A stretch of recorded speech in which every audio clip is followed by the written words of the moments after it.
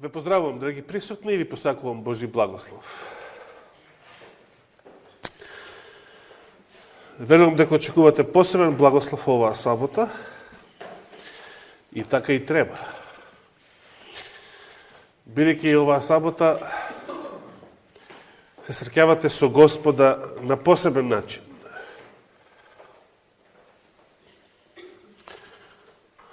Секоја сабота и не само во сабота се среќавате со Господа духовно, како дух. Но оваа сабота и со неговото тело, и со неговата крв.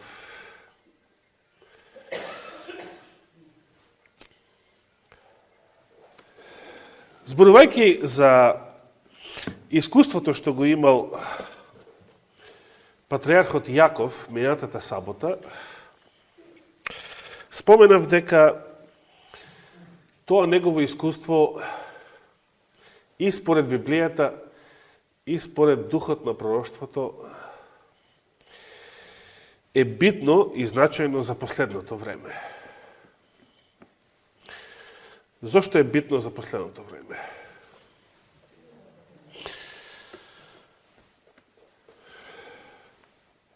Пред да ги читаме библиските стихови, кои што Јакововите маки ги применуваат и на последното време, би сакал да ви кажам, да споделам едно искуство што го имале првите адвентисти во времето кога и Елена Вајт и нејзиниот тазе сопруг тогаш се уште биле многу млади. Уште пред нивната свадба, значи пред венчавката, Елена Вајт почнала да прима визии уште од декември 44-та, значи уште како девојка. После големото разочарување, значи 2 месеци после големото разочарување. Тогаш ја примила својата прва визија и потоа во февруари 45-та ја примила својата втора визија и така натаму. Во тоа време, во текот на таа наредна 1845 година, адвентистите, односно тогашните припадници на Милеровото движење, до некаде се уште биле заедно, освен оние што брзо отпаднале, кои што немале цврста вера, па самото разочарување ги очистило многу брзо. Но останатите се уште се држале некаде до летото. Некаде летото, јуни месец, таа 1845 година, адвентистите начело со Вилијам Милер решиле да се само распуштат. Значи си се помириле и си го прогласиле движењето за погрешно и се само распуштиле. И после тоа лето, значи, останува еден многу мал број кои што не сакале да се откажат од верата и не сакале да го прогласат движењето од мејатата година како нешто погрешно, како некој фалсификат или како некој фанатизам, како некоја лажна сензација и така натаму. Тие бе убедени дека Светиот Дух го водел тоа движење и тука има нешто што тие, луѓето, сгрешиле или не го сватиле или не го разбрале убаво, но дека самото движење во целосно земено било од Бога. Сега интересно е во тој период, значи, до есента 45-та година, мнозина од оние адвентисти што веќе биле мало стадо, што преостанале, значи, што не сакале да се откажат од својата вера, за разлика од мноштвото кое што се откажало, начело со Вилијам Милер,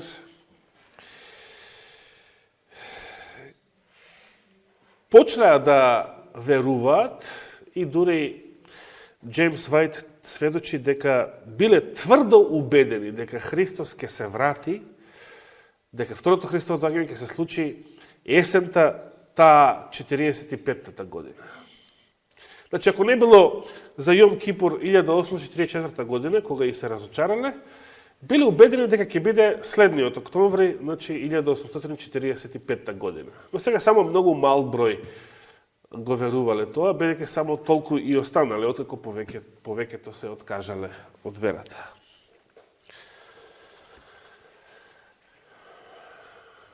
И интересно е, ова, така да ја наречеме адвентистичка болест, да се сака и понатаму да се пресметуваат нови и нови датуми за второто Христово доаѓање, траела многу долго, траеше и до скоро време. Познававме некои лица кои што се занимаваа со тоа и ден денес постојат во светот.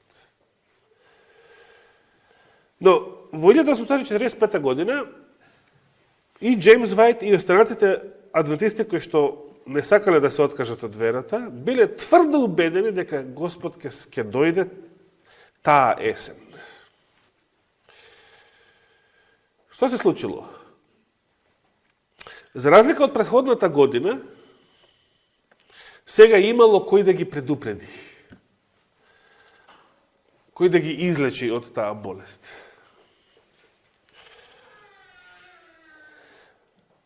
Пред да се разочараат претходната година, Господ подигнал, односно се уште не го подигнал, Господ испратил порака, Духот на пророштвото му објавил виденија на еден човек, млад човек, по име Хейзен Фос, но тој толку се плашел и се срамел, што на крајот го загубил и вечниот живот заради тоа. Похулил на Светиот Дух, одбил да ги објави тие своји виденија, во кои што Господ сакал да го предупреди адвентниот народ дека второто Христово доаѓање нема да се случи на 22 октомври, како што го очекуваат. Меѓутоа, бидејќи овој одбил да ги објавува своите виденија, а одбил затоа што се плашел дека ќе биде исмејуван, ќе биде критикуван, омаловажуван, затоа што адвентистите не сакале, имале завземено став уште во времето на неговиот претходник, кој што прв примал виденија од Господа, имале завземено став на чело со Вилијам Милер да не веруваат на никакви визии, на никакви откровенија. Значи, како што апостол Павле ги советува солуњаните, духот не го гаснете, пророштвата што не? Пророштвата не ги презирајте, туку се испитувајте, а оно што е добро, држете го. Наместо тој совет, адвентистите на чело со Вилијам Милер завзеле став да ги презираат сите пророштва. Да не веруваат на никакви откровенија, на никакви визии, на никакви соништа. Затоа го доживеале големото разочарување од кој што мнозина се откажале од верата. Зошто? Затоа што ја затворија вратата на духот на пророштвото, кој што ќе ги спасеше на време од таа заблуда. Но сега, следната година, кога пак некои веруваа во второто Христово доаѓање за конкретен датум, октомври 1845 година, Елена Вајт примила видени, сега имало кој да ги предупреди, бидејќи Елена Вајт не се срамела и не се плашала да ги кажува незините откровенија, иако била најслабото суштество, Господ ја нарекол, кога на Хейзен Фос му ја дал последната предупредувачка визија, му рекол, ако сега не го кажеш ова на народот, дарот ќе биде одземен од тебе и ќе го дадам на најслабото суштество што постои на земјата, а тоа била младата Елен. Зошто најслабата, бидејќи беше и инвалидизирана, нели, со скршениот нос, без образование, често пати болна и еден куп други проблеми, иако на се уште тинејџерска возраст. Како што сведочи, значи, подоцна незиниот сопруг Джеймс Вајт, во тоа видение на Елена и било покажано дека Христос нема да дојде како што беа убедени 1845 година, дека оние што продолжуваат да веруваат во тоа ќе бидат одново разочарани.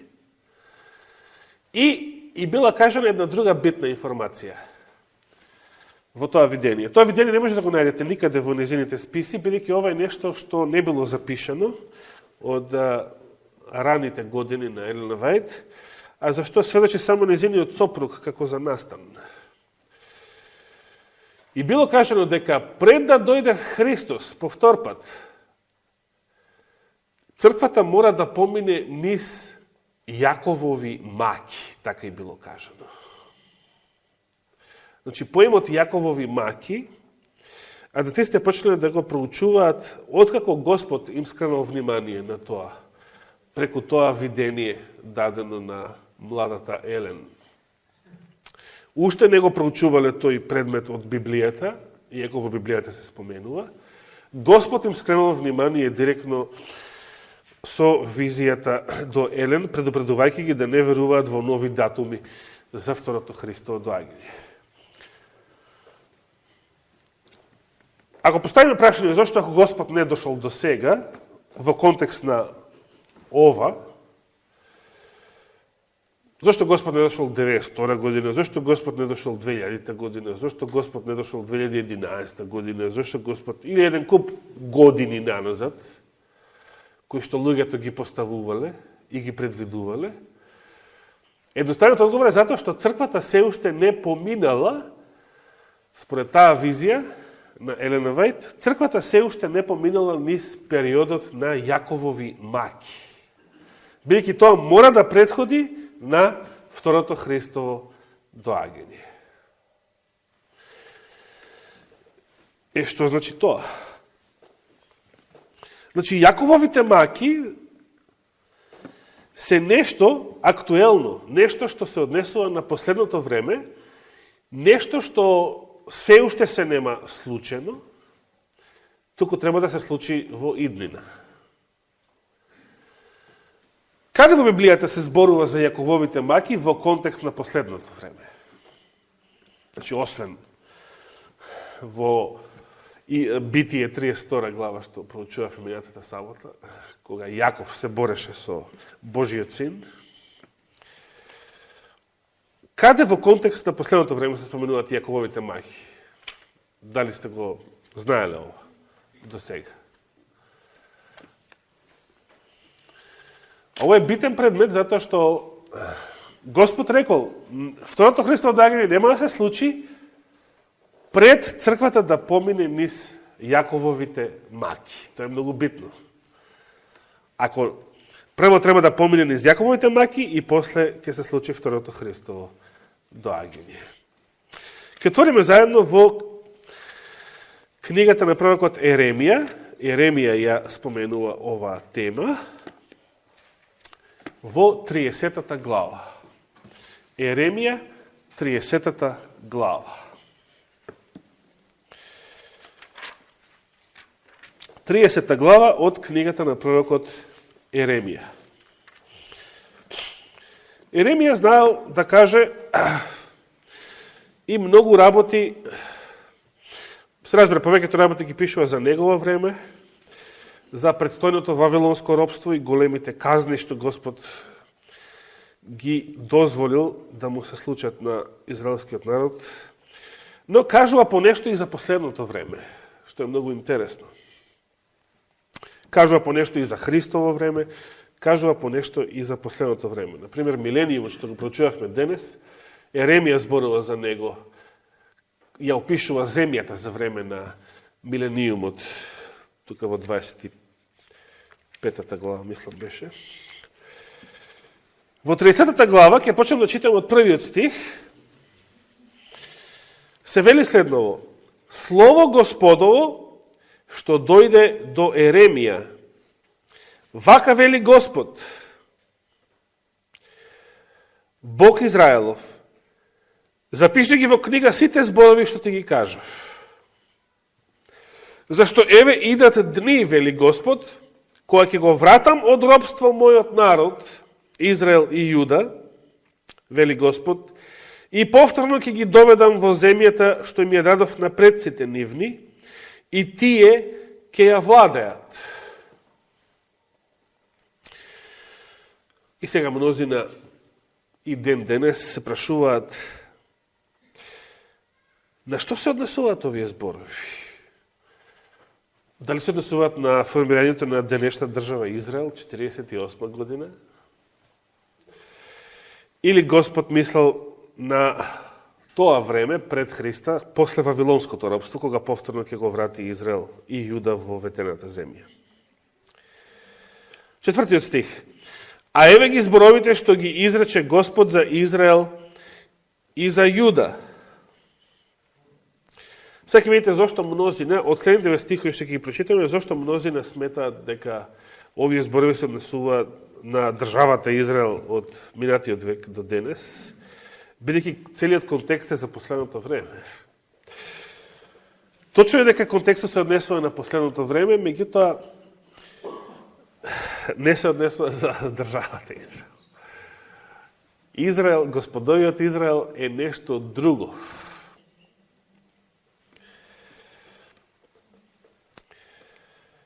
Петиот стих. Вака вели Господ. Глас од смут и ужас слушаме ние, а не мир. Какво е последното време? Време на смут, голема збунетост. Навистина луѓето се толку збунети што веќе не знаат ни дали се машко или женско. Но не само смут и збунетост, туку и ужас. Ужас. Страф. Голем страф. Страф од морските бранови, рече Исус. И тоа почна да се исполнува последните 15. Само последните 15 години почнува да се исполнува тој дел од неговото пророштво. Големите бранови. Страф од болести. Страф од војни. Страф од што ли не страф. Луѓето се исполнети со страф. Страф од болести, стравот од смртта. Особено во ова последно време. Еве нешто актуелно за 21. век. 6 стих започнува вака. Прашајте и размислете, раѓа ли маж, може ли маж да роди? Во наше време и тоа можело.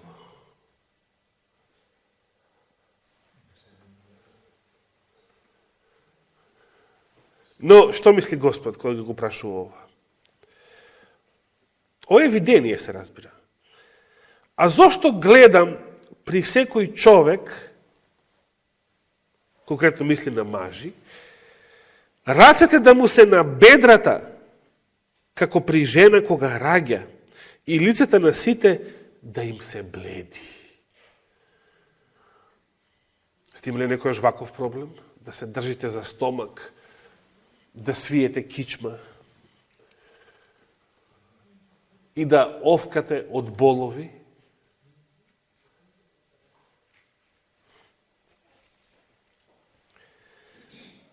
На што мисли Господ? Лицата бледи се вели овдека. Бледи. Страшна агонија. Кој превод ги имаш? Изобличени. И пребледени. Значи, изобличени мислиш дека се однесува на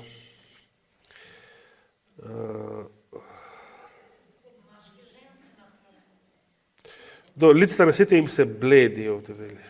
Добро. Значи како додаток, изобличени и пребледени.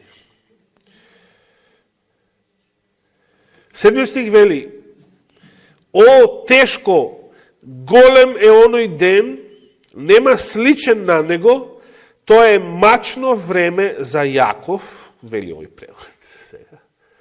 Како вели Константинов? А Јаков се споменува?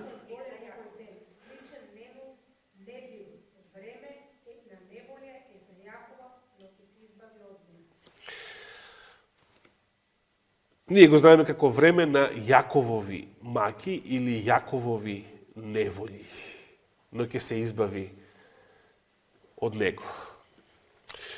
За кој ден станува збор?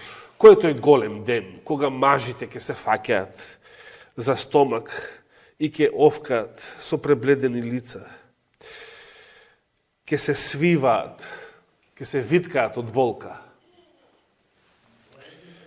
Ако читате еден познат стих, Софонија 1.14, например. Се сеќавате на тој стих? Софонија 1.14. Што вели Господ за тој ист ден, кој што го најавил уште во Стариот Завет, а кој што се уште до ден денес не е настапен, не е настапил тој ден. Се уште е иднина тој ден. И за 2019 година е иднина. Ке отвориме Софонија. Сега се снаоѓате со малите пророци. Кај се наоѓа Софонија?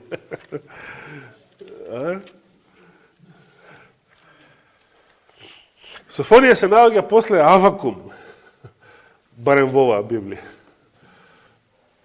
Не знам како е кај вас.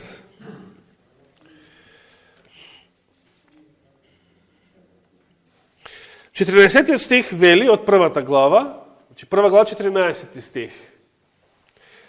Близу е денот велик на Господа, или денот Господов, некои преводи. Близу е денот велик на Господ, вели овој превод.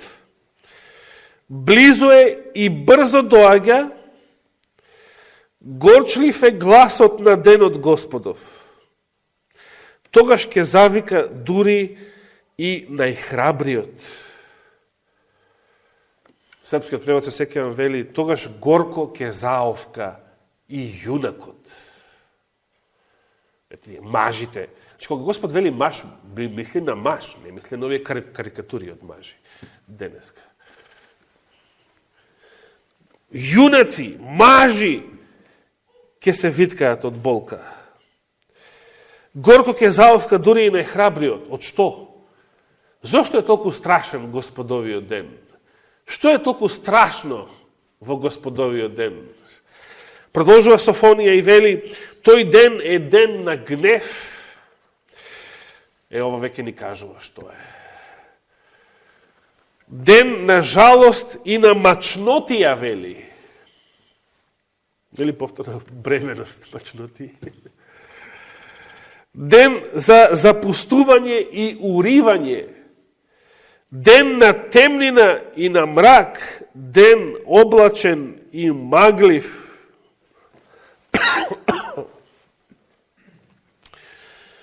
ден на труба. Труба? Откровение?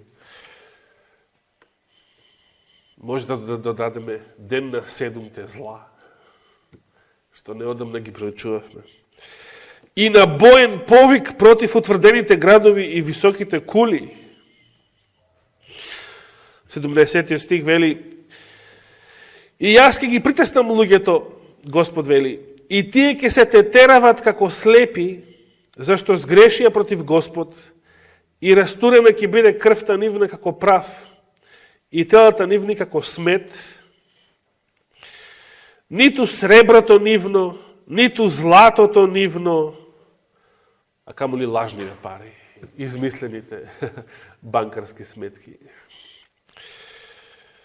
Не ке може да ги спаси во денот на гневот Господов. А од огнот на ревноста негова ќе биде уништена целата земја. И тоа ќе биде ненадеен крај на сите жители неизини. Дали е сега јасно за кој ден зборува тука Софонија, пренесувајќи ги Господовите зборови? А што се надоврзува на Еремија 30 глава, зборува за времето кога милоста ќе биде завршена. Во тоа време Јаков, они што ќе се избави, бидејќи другиве не се избавуваат Овие другиве ќе бидат и најбогативе банкари, и најсилните јунаци, овие другиве ќе бидат уништени, ќе бидат запалени, ќе бидат истребени, бидејќи се излева гневот Господов. Но за Јаков што читавме, ќе биде избавен. Јаков само ќе биде избавен, ама што? Ќе треба да помине низ своите мајки. Како што помина, буквално Јаков, кога се соочил со Божиот син и пред тоа. Јаков само ќе биде избавен, но треба да помине низ Јакововите маки. Да се подсетиме, какви беа Јакововите маки?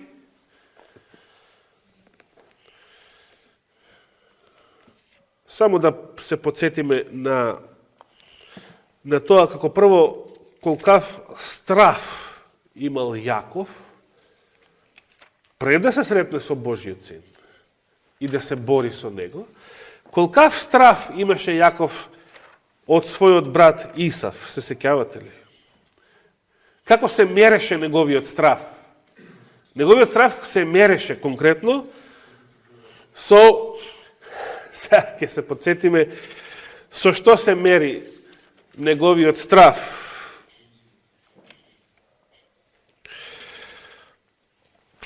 Значи, Јаков 32 глава, толку имал страф од гневот на својот брат Исав, кој што и тој со војска кренал против него, што за да го умилостиви, да го одоброволи, да го подкупи, како сакате речете. Да го подкупи, да. Јаков му испратил како дар, како предходница, му го испратил на својот брат Исава следново. Ке се подсетиме, 32 глава Битие, од 14 стих ке читаме. Па натаму. И преноќева таму таа ноќ, и зеде од се што имаше при рака, па му испрати дарови на својот брат Исав. Какви дарови? 200 кози со 20 јарци. 200 кози. 200 овци со 20 овни. Са 200 кози со се јарци и 200 овци одозгора. Со 20 овни. Потоа, ке речете, ова е многу до сега што го почитавме, така? Или само првото беше многу? 16 стих. 30 камили молзници со нивните камилчиња, 40 крави и 10 волови после тоа, 20 магарици и 10 магариња. Што значи ова? Кога сакате некого да дарувате, вака правите? Што значи ова? Ова значи толку е голем стравот на Јакова, толку е голем стравот на Јакова, што колку многу и да даде, значи, да може све ќе даде, сака да игра на таа карта, со толку многу дарови, колку се поголеми даровите, толку е поголема веројатноста дека ќе ми се смилува Исав, ќе ми прости. Значи, со ова количина, со ова на грла, се мери стравот на Јакова. Ова е од страв. Ова е од страв.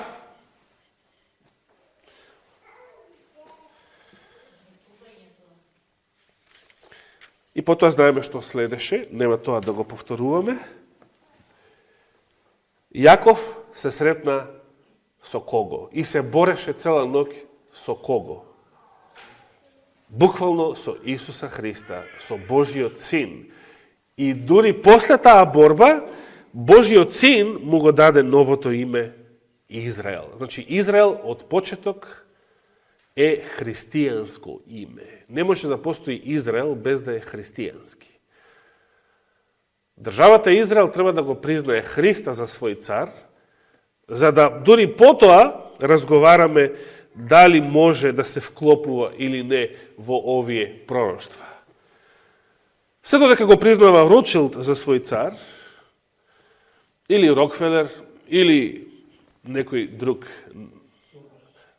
Сорос го мразат. Знаете, Израел го мрази Сорос, бидејќи Сорос е буквално фашист, кој што ги издаваше евреите во Будимпешта. Нацистите го носеа Сороса како дечко, како млад, да им каже во која куќа живеат евреи. Како сега некој што ве познава некој од ХАЦ, да ги носи джандареве утре задутре во некој време на прогонство, а Зоран живее таму во Чајера, овие таму живеат, овие оваму, и да ги носи. Затоа Израел го мрази Сорос, бидејќи Сорос е фашист и евреите го мразат. Но сите се тие, значи, слуги на сатаната, како што зборевме неодамна, на еден или на друг начин, битно е, само ако си во Христа и со Христа, си на победничката страна. Без Христа си нула, па кој год да си. Без Христа нема спасение. Кој го нема Синот Божи, тој го нема ни Отецот.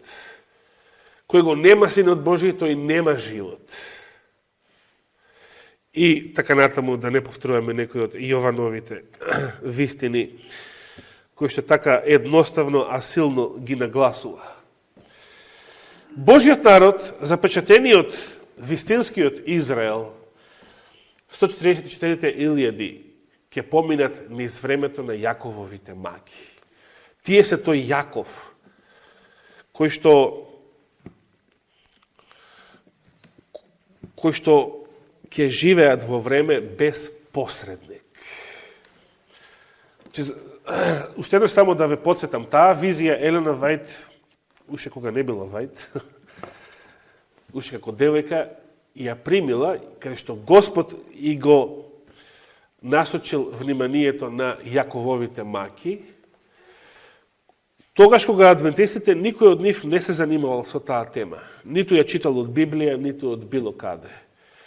Господ ја ги споменал Јакововите маки во тоа видение, велејќи дека треба прво тие да се случат, а потоа второто Христово доаѓање. Со други зборови, мнозина денешни предавници, мнозина денешни јуди, а ако имаат докторати по теологија, тоа значи дека се предавници со докторат, кои што не веруваат, мнозина денешни проповедници во адвентизмот не веруваат во ова. Не веруваат во Јакововите маки, не веруваат во крајот на времето на милоста, не веруваат во адвентизмот. Затоа ги нарекувам јуди и предавници. Затоа што не веруваат, а се нарекуваат адвентисти и работат во адвентистички цркви, адвентистички организации. Ако не веруваат, се откажале и ја напуштиле адвентистичката црква, така ќе ги почитувам. Но вака се предавници, кои што сакаат да ја сменат верата на црквата, сакаат да ја сменат. Продавајќи лажна наука. Тие не веруваат во ова. Не веруваат во крајот на времето на милоста, не веруваат во запечатувањето, не веруваат дека Божиот народ треба да биде запечатен, да достигне совршенство на карактерот, за да може да живее некое време без посредник, колку и да е кратко тоа време. Некое време треба да се живее без посредник, а да не се греши, бидејќи ако се греши без посредник, нема спасение. Затоа тие не веруваат во Елена Вајд. Во духот на брошта не веруваат. Господ директно рекол преку тоа нејзино видение дека треба да се случат Јакововите маки, со други зборови треба да се случи времето кога ќе се живее без посредник. Денес стоиме се уште во време на милоста пред само еден свет чин кој што сам по себе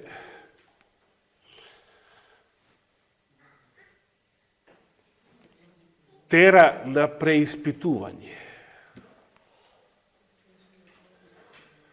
Сам по себе значи средба со Исуса Христа. Колку миле од нас би дошле в сабота во црква, ако таа сабота лично Христос биде присутен и држи проповед? Значи, само да дојдеме и да седнеме на магарешката клупа, не мора понапред. Колку миле од нас би сакале да дојдат, ако е Христос тука присутен? Размислете дали сите би дошле. Би сакале да дојдат. Од што зависи дали ќе сакаме да дојдеме? Од што зависи дали ќе сакаме да се сретнеме со Христа? Било каде, не мора во црква. Од нашата состојба ќе зависи. Дали сакаме да се сретнеме со Христа? Според тоа, кога Христос ќе дојде, кога Христос ќе дојде, ќе се појави повтор пат, од што ќе зависи дали ќе се радуваме на тоа или ќе се виткаме од болка и од мачнотија и ќе овкаме барајќи дупка да се скриеме или пештера или планина да падне врз нас. Ќе зависи од духовната состојба.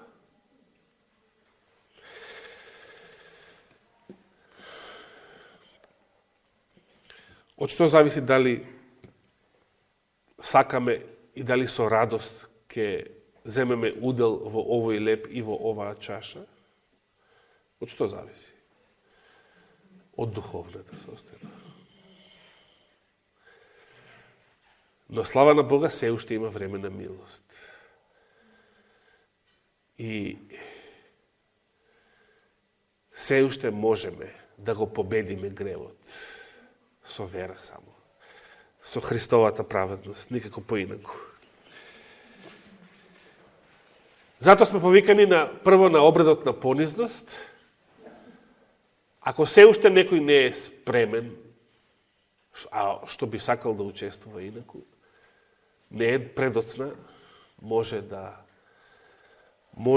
да се подготви за време на обредот на понизност.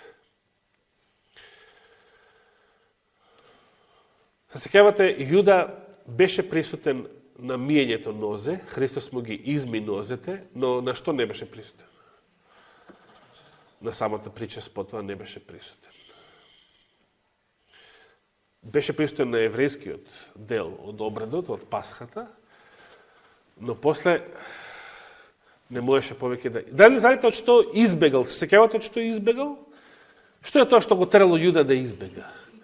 Што поскоро да си замине? Не можел да ја поднесе Христовата љубов. Ова што Христос го прави, не можел да го поднесе. Грешникот не може да ја трпи Божијата љубов. Совеста не му дава мир. И сега, во таа ситуација, ако совеста не ви дава мир, има само две можни реакции. Или ќе се покаете и ќе признаете, ќе се понизите све пред Господа, за да одбиете благослов како Јаков, или гитла како Јуда, што подалеку од Христа, бидејќи не можем да го поднесам ниту неговиот лик, ниту неговото присуство. Ја ги повикувам прво нашите сестри, а потоа сите останати што сакаат да земат учество, во долната просторија да пристапиме и да го извршиме обредот на понизност, обредот на миење нозе.